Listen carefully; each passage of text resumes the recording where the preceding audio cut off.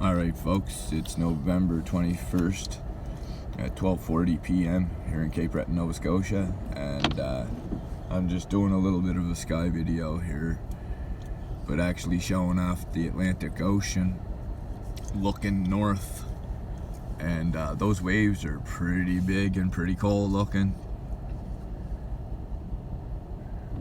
The wind coming off them is very cold, wet, raining. Lots of beautiful clouds above. Can't see nothing. Probably won't get to see that meteor shower tonight either, so it is what it is. Got a vehicle coming through, can't help it, guys. But yeah, those waves are nasty.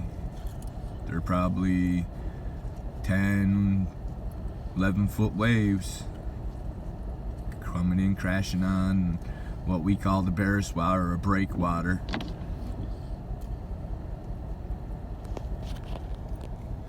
Some big waves.